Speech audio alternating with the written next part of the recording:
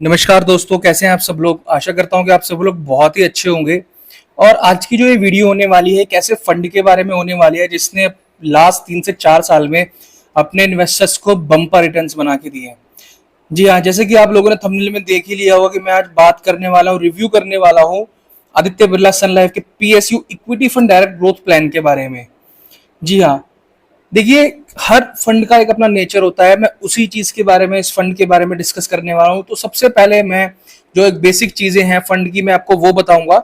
Then next उसके बाद मैं इन डेप्थ जाऊंगा और आप लोगों को बताऊंगा कि क्या आप लोगों को इस टाइम पर, जब मार्केट 25,000 को क्रॉस कर चुका है, तो क्या आपको लोग इसमें इन्वेस्ट करना चाहिए या फिर नहीं करना चाहिए।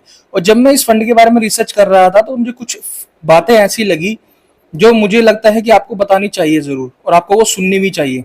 तो पहले चलते हैं इस फंड के बारे में, नॉर्मल डिटेल्स के बारे में। तो जैसे कि मैंने आपको बताया, इस फंड का नाम है Aditya Birla Sun Life PSU equity fund direct growth plan.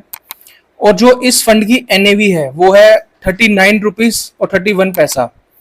Fund size है 5823 करोड़ का। मिनिमम जो एसआईपी रहेगी वो होगी 100 रुपए की। इस फंड की जो होल्डिंग्स है, मतलब कि इस फंड में 43 स्टॉक है, 43 स्टॉक्स हैं पीएसयू सेक्टर के।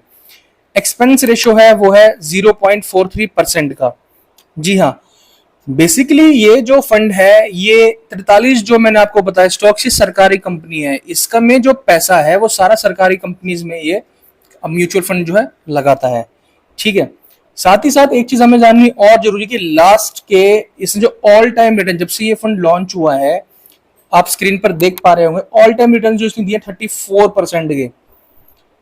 ऐसे रिटर्न्स को मैं क्रेजी रिटर्न्स कहूंगा, क्योंकि शायद स्मॉल कैप, मिड कैप ने भी कभी ऐसे रिटर्न नहीं दिए जो इसने दिए। मतलब लोगों ने भरोसा जताया है स्मॉल कैप कंपनीज के ऊपर अपना।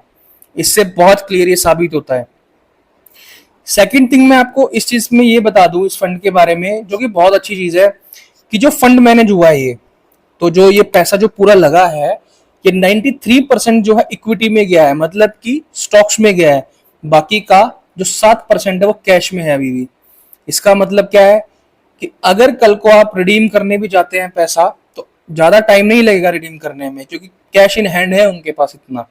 ठीक है गाइज, अब मैं बात करता हूं कि किस तरह के इन्वेस्टर्स को इसके अंदर पैसा लगाना चाहिए या नहीं लगाना चाहिए।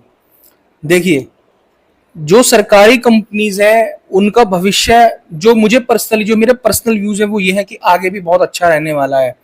एटलीस्ट आने वाले 4 साल तो और अच्छा रहने वाला है कंपनीज का।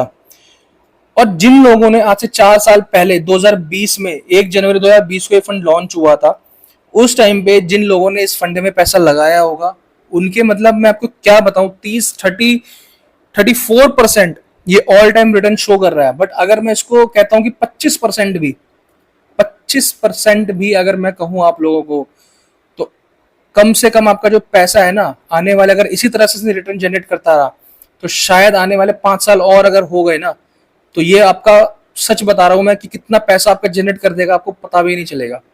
ठीक है, बट केवल हम पास्ट को देखकर ही इन्वेस्टमेंट नहीं करनी चाहिए दोस्तों। मैं हमेशा अपनी वीडियो में अपने इन्वेस्टर्स को ये जरूर समझाता हूं, क्योंकि जो पास्ट के रिटर्न्स होते हैं वो केवल हमें एक पास्ट की जर्नी शो करते हैं, वो हमें फ्यूचर के बारे में नहीं बताते।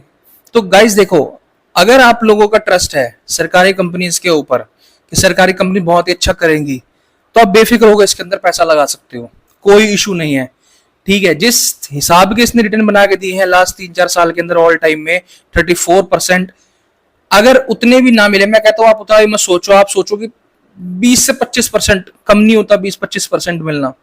अगर 5 साल में आपको 20 से 25% कोई म्यूचुअल फंड बना के दे रहा है, तो कोई कमी नहीं है उसके अंदर।